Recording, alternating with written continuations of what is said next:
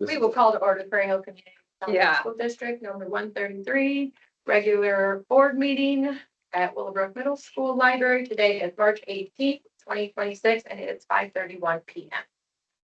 Mrs. Allenbacher. Here. Mrs. Outside. Here. Mrs. Anderson. Mr. Schuckman. Mrs. Finnegan. Yes. Mr. Keller. Yep. And Mr. Lewis. Yes. Yes. Oh.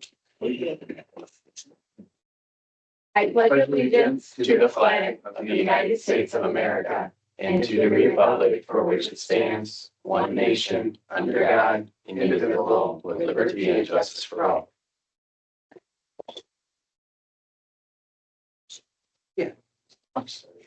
Somebody here. But you have it technically. Okay. We have no communication or audience of visitors today. So moving on to the consent agenda, I will entertain motion to approve the February regular meeting minutes, February committee meeting minutes, March bills totaling $137,766.48. March payroll totaling $245,430.37, and the student activity funds. So moved. Second. Who had the move? Go ahead and Liz can take it. I said motion to approve. Both move, move, And Tina. second, motion. Who did the second? I did. Liz. Liz did the second. Appreciate that. That's some I'm a- serious engagement right there, guys. I didn't do a roll call here. Mr. Lewis, Yes. Mr. Keller. Yeah. Mrs. Finnegan. Yeah. Mr. Schuckman, Mrs. Anderson. Yeah. Mrs. Eichscheid. Yes. And Mrs. Allen. Yes. Administrative reports. Mr. You want me to go? I don't have a whole lot. It's been 3 weeks. It's been kind of a fast 3 weeks. Exciting. We did our last drill. We did our tornado drill last week. Kids did a great job. So we have completed all of our drill. You're on the day of storm. I actually did. It was that Tuesday. Weird weather, obviously, what we're having. Kids did great. Teachers did a good job coaching the kids how to duck and cover out in the hallways. And so we are done with our 5 drills. So great job. We also got the final completion results of the 5 essentials survey. So those of you that were on the board last year, part of our school report card is the completion rates. We got all the points last year. Prairie Hill should have all the points for this coming year too on the report card. Just finished up the last interview 20 minutes ago. We did 13 interviews for our 2 open positions for next year at Prairie Hill. A fantastic pool of candidates. It's going to, we're going through so I'd have we have a rubric process and a team result, and we will have 2 very good candidates to recommend to the board, or I will in April. But I am going to have to make some phone calls to some really good candidates that we'd not have a spot for them. I feel really strongly enough about the pool of candidates that I may even reach out to some of my counterparts if they're looking for people as well. So hopefully, if we're looking for people in the future, it's kind of one of those give and take with my colleagues, our colleagues. Yeah. 4th grade resource and a kindergarten. Michelle is retiring. So So this is not including the. no, that's a Willowbrook. That's Willowbrook. Willowbrook position. So I look forward to recommending those 2 candidates in April. I'll be reaching out either by the end of this week or right after spring break. IAR is only 5 school days away for us, so we are in full swing in the building. That's kind of where we're at. We've got our schedules and coverages have been created. I definitely need to shout out Kim Andrews. I'm sure Jackie would agree. Kim puts in a lot of work to make sure that the testing season runs well and smoothly and helps coordinate the staff. It's a big task. So if you see her, thank her for all of her work. Also, Sarah Burke with also helping with the coordinating of all the small group testing and accommodations that students need so that they have the best chance to succeed. I really do feel like one of the, even when we do take pride in our test scores, but I do think one of the reasons why this district does so well is that our teachers are really organized on top of things and making sure every student has exactly what they need for their best opportunity to succeed. And then the teachers themselves, the third and fourth grade, because that's where we take it at PHS. They also helped create that. They're being flexible with their own daily schedules to accommodate them. For those of you who are unaware of the IAR, third grade and fourth grade each take 5 tests, 2 English, ELA, and 3 math. They're roughly 60 minutes to 90 minutes in length, so it's a long process. So it kind of messes with our kind of building schedule that you had seen. So these 5 days, kind of the building schedule is just put to the side.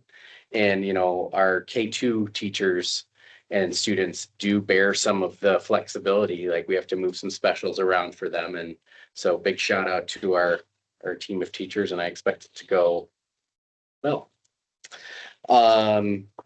This is kind of, we had talked about this about 4 or 5 months ago, but I said I would bring it to you at the March board meeting. We've started the new enrichment Friday. And I spoke with the teams, and I've spoken with Amy Smith, who does it on Friday. The reception has been exceptionally positive. I told them, I promised I would tell them what they had asked for. The only complaint that the general education teachers had is they would actually think it would be most effective and even better if she could do 2 days a week instead of just the one. So I said, that is not up to me, but Amy's doing a really good job, and it would be my recommendation, because Amy's only under the assumption that it's through the remainder of this year, that we at least keep that 0.2 for 1 day a week, so we can continue the enrichment day, those groups to continue at least 1 day a week for the entire year next year. So Amy had some really good, she really wants to own it. And I think we have a good person to keep that position. So I wanted to report to the board that nothing but good. Okay. So that is PHS in March. Any questions? Having issues around her timeline. When did Amy get, December. Okay. December, yeah. So she started second trimester. And one of the things that we noticed, and we had to give her a couple of days, and what we do at the elementary school, can't speak for the middle school, but our interventionists don't really pull kids the first 2 or 3 weeks of the year because they have to test everybody. So Amy's looking forward to that opportunity to do almost like another type of assessment and then plan the unit so that when we start doing interventions mid-September, she's more in line with what they need. So there was a little bit of a delay in groups because she had to do that right before Christmas break. So she's gone through a couple cycles. The groups are flexible. So every 5 or 6 weeks when we meet, it's based off of who is performing on those metrics that we use. Like, so some kids are in, some kids are out. We try to give the kids what they need. Has it been brought up to Amy, right? Not Amy, right? Amy Smith. Yeah. Has it been brought up to her if she is potentially interested in 2 days a week? She brought it up too. He's the one who brought it up. This was part with both, they all agree. So they talk, they collaborate. Okay. Basically what the structure of it is that since it's happening on Fridays, they're doing enrichment projects, and what she's noticing, what would be nice is and we kind of talked about it like Tuesday, Friday, was if you did introduction of the project on a Tuesday, and then the Friday is the check-in and the collaboration and development of the project, so that they, on the following Tuesday, like turn it in and then repeat the process. So it's almost like they're advocating for like a midpoint check of a project and more instruction based on what the kids need. that is kind of how the intervention process works. So Do you think before looking into this as an official consideration, we'd be able to see like some data of sure, how well it goes? my data, Pretty weird. it is going to be weird. And I use the word clunky quite a bit in December. The big impetus was where we lose points on IAR is with growth. Right. And our kids are performing really high proficiency. So when they go from really high proficiency to really high proficiency, the state says, well, actually they needed to be a little bit more proficient than the proficient that they're at. Right. So I'm going to look at our growth on IAR to see if some of our highest students made growth this time around. So that'll be my first indicator. And we'll be able to see those kids individual, like if those individual kids, Mhm. why not? Yeah, Maybe that's they would've really, gone anyways, but that's really what, I mean, Kim and I are, Kim loves data, but we'll look at that. We'll also look at the not the IAR. We'll look at the IAR, but the iReady will give us more immediate feedback. So really my big goal is, are we growing our most advanced learners at a pace that's better than what we have been doing? I don't know if I'll get that data solidly this year. That's why, I mean, I'm not recommending going to a 2-day a week next year. I'm just, I would like to continue at least a day if you're okay to that.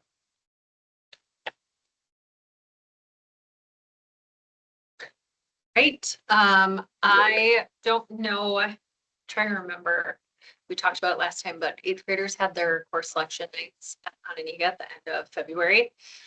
So one thing to just be aware of that we did is this year in math, we tried to do 2 advanced sections of eighth grade math. So we tried to kind of push some kids into that. And we normally only do 1. It's only a quarter of our population. That's pretty standard for Roscoe and Roscoe too. So, or Roscoe and Brockton as well. So they might have 8 sections of something and 2 of those sections would be advanced, where here we have 4 sections of things, 1 advanced. So it's a quarter pretty much across the board in the nations. But we tried to do 2 because we felt like maybe the kids could handle it, and then that would give them more options going into high school. But we found that that really isn't working, and it's kind of showing some large gaps between some of the students in 8th grade and where they're at mathematically. So after course selection night, and students knew if they were either going into honors geometry or if they knew that they were going into algebra again, we took those 2 classes and actually resorted them to be in a class that would meet the needs that they had to be ready for their high school course that they took. So that way, the kids who were going into honors geometry, they could stay with that like fast course paced algebra. And the kids who were going to take algebra again, their freshman year, could go at a slower pace and really kind of hone in on what they weren't understanding about algebra to be better prepared for that next year. So that's one switch that we've made in 8th grade. Not typically something we do mid-year because it usually sticks minus a kid or 2 here and there. But we have heard some positive feedback from parents on that, being like, thank God, because I think some kids were having a hard time keeping up just because it can be really quickly paced. So that was one thing. There was the DC trip. I don't talk a lot about that because, to be transparent, it's not technically a school trip, but the kids who went had a great time. There was 44 of them gone on the Tuesday returning trip. So it's almost like 8th grade skip day because we have about 80 some. and to deal with like there's an airline to play. Then They're fine. It's called stamina and perseverance. They're fine. They're probably up. Do you know how many kids during the day will be like, I was up till 1 last night. I was up till 2. What are you doing? Just playing video games. So then they can do it. But anyway, there's a lot of kids were absent, but they had a great time.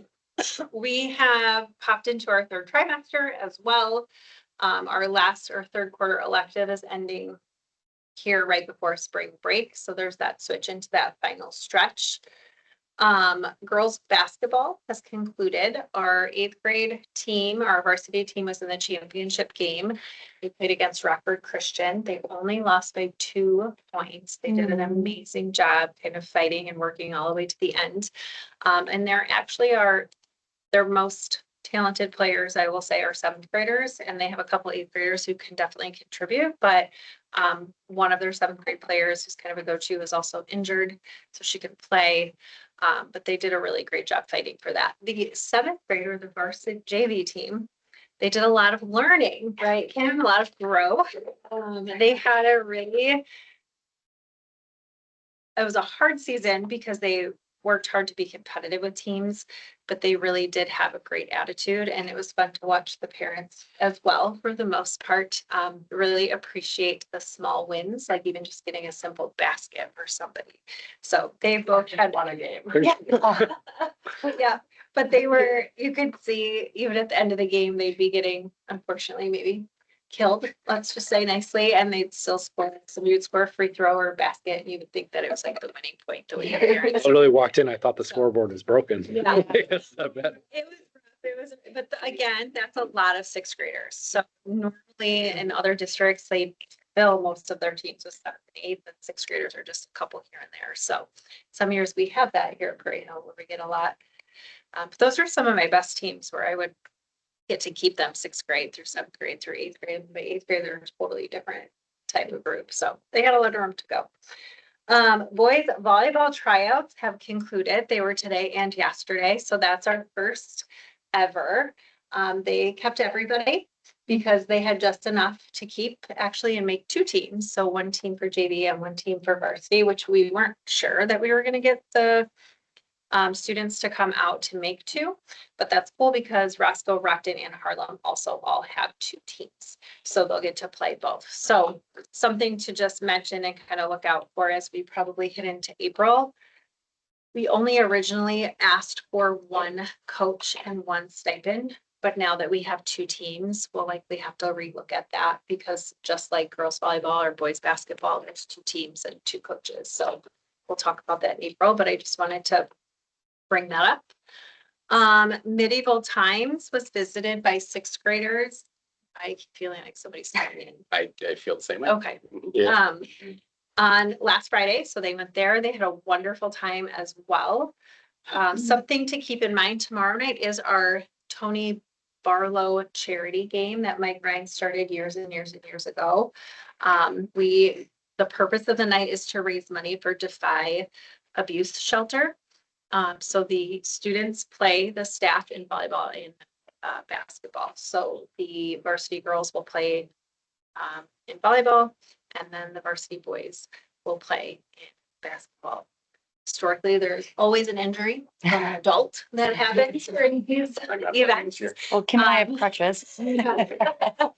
We bring, people bring cans or perishable items to donate to the shelter, and then also all the concession, like money to get the game is to go towards the shelter as well. So Mike Rines was here in full spirit this morning doing announcements and going around and getting all the things, but Anna has really taken and done a wonderful job with the athletic director position. So he has shared a lot of wealth with her, but she has taken it on well. So they're kind of working as a team, and I think it's something he likes doing and he'll continue doing for a while. And then IAR for us is going to be April 7th, 8th, and 9th. So that gives us about a week after spring break to kind of do, we always call it kind of like a drilling kill, essentially is what it is. They've had a week of spring break, so we just want to make sure that their brains are working and functioning. We do ISA testing as well, which is the science assessment for 5th and 8th grade, and that's not until April 20th through April 23rd. So just like Craig mentioned, the IAR test has 3 math and 2 ELA, but the ISA has 3 tests that they will do for both 5th and 8th grade. And then last kind of sad news, Kim Hatfield, who taught math here for a long time, she passed away last night from her battle with cancer. So that's Willowbrook. I don't know when services are yet, but I will be sure to pass it on. Yeah, just a couple things. We talked about a few things at the cow. I'm actually going to defer to Craig. Do you want to give just a quick playground update on who you've reached out to or? Yeah, I on request I've gotten one more quote and they told me another company was gonna give a quote today, but just preliminary.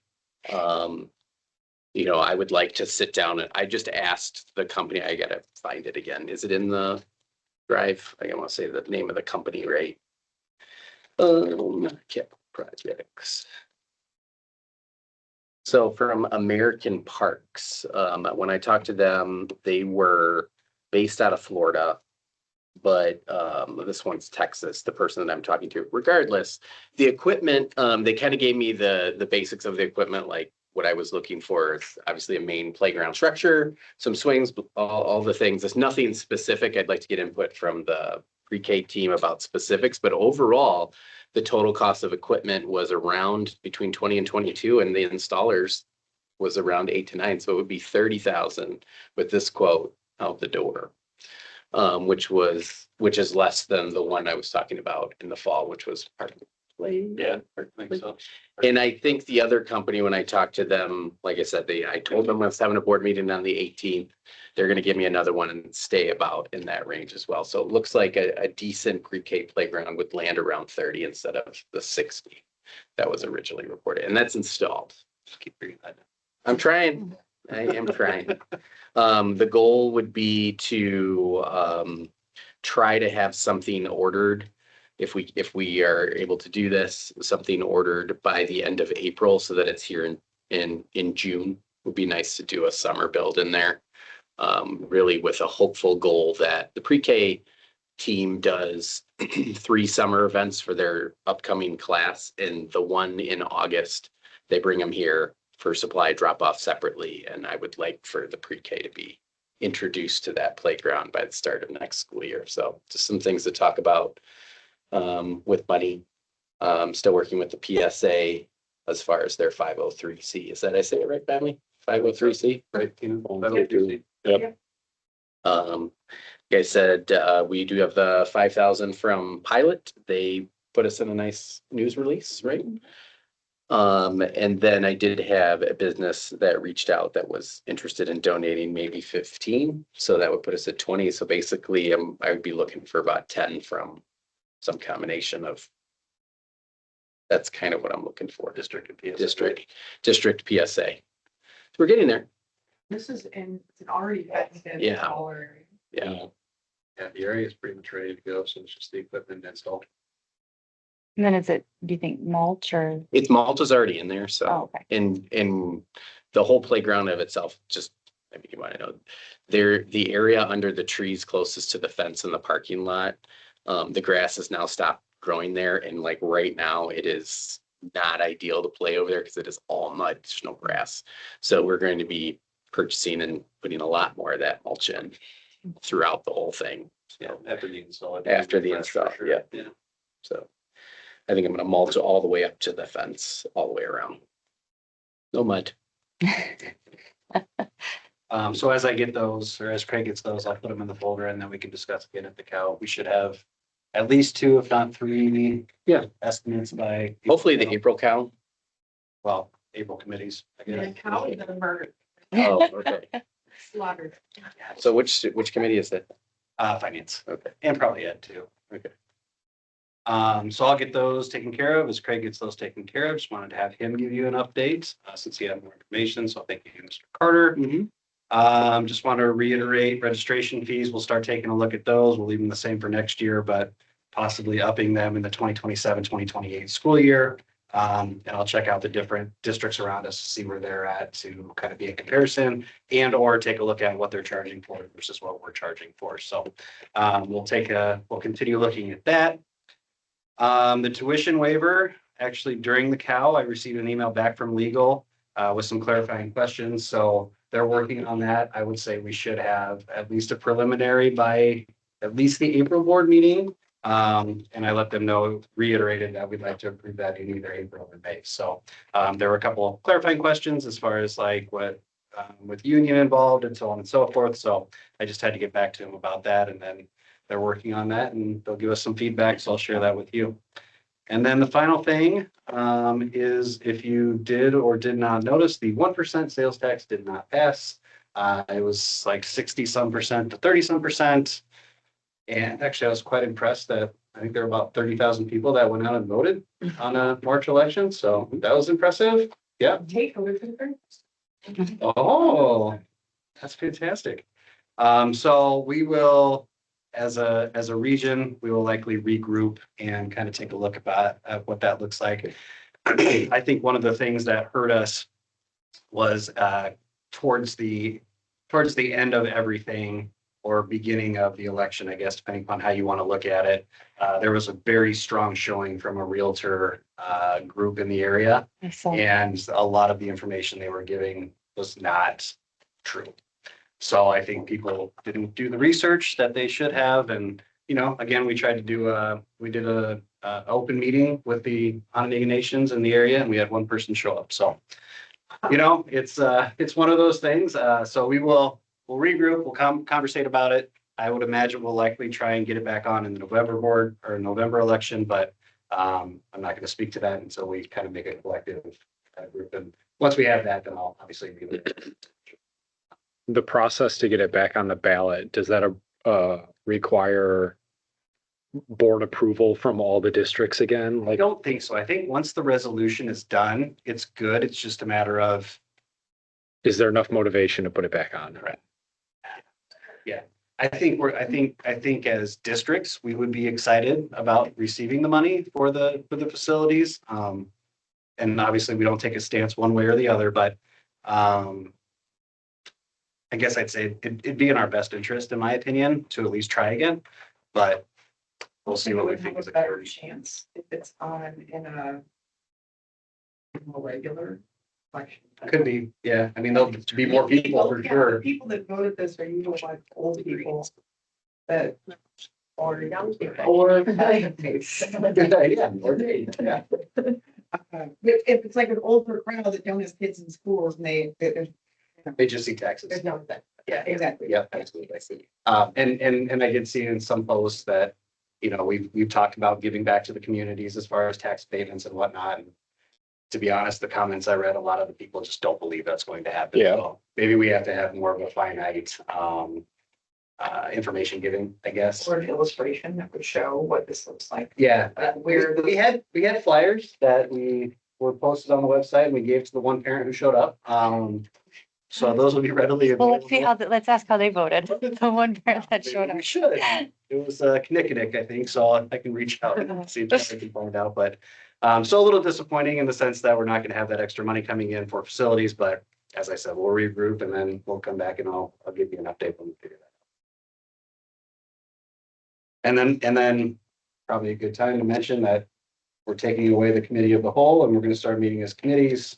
Yeah, I was gonna say that before we went into official committee reports, but just so, I mean, we talked about it at the cow, but so admin knows as well, and anyone else, that we had a healthy discussion about the, you know, if the cow was the best format, or if we liked what we would consider the previous style that was used.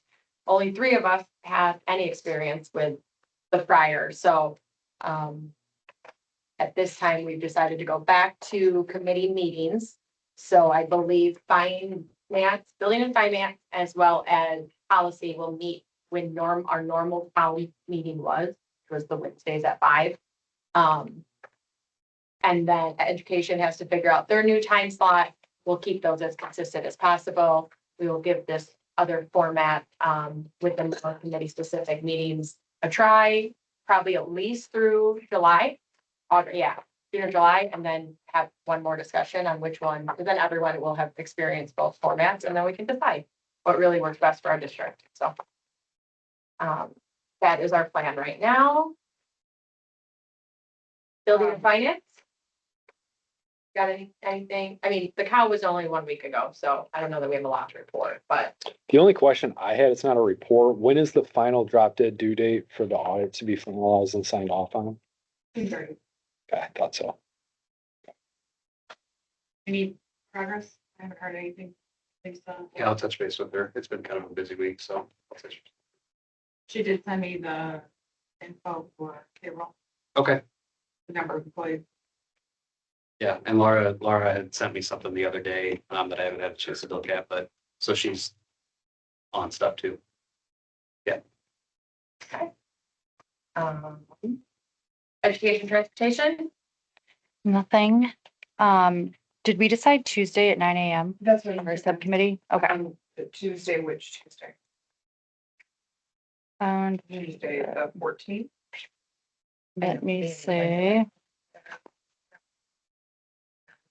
Yeah, April 14th, Yeah, for our first. because the other meetings are on the 15th, correct? Well, that was when the cow was supposed to be, so I think people were just sort of scheduling right around that window was the intent. Yes. I think when we asked Clint about it last week, he said Wednesdays. But Tuesdays were typically better than Wednesday mornings. Mhm. Yeah, I mean, if I have nations and co-op meetings on Okay. Wednesdays, but that would work for me. perfect. What time do you guys? April 14th at 9 AM. 9 AM.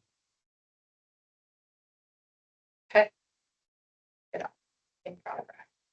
Policy? Any update? You update us on the tuition waiver aspect. So, and then we had also looked at those section 6 review items. I didn't know if you had any updates at this point, Clint. Otherwise, is it Not outside of what we discussed at the cow. so reasonable to check in again with the next cow? Yeah. With policy? Well, Yeah. committee meeting. Yeah. Perfect. We need to I know. get out of that mindset again. So it's a transition period. It was a good way to say it, even though we were Often often, at the end of our. yeah, we often made fun of the cow. Really. Go dead. That's it for policy, right? Yep. Okay. Miscellaneous FOIA request. I do not believe we had any. Nothing on this agenda.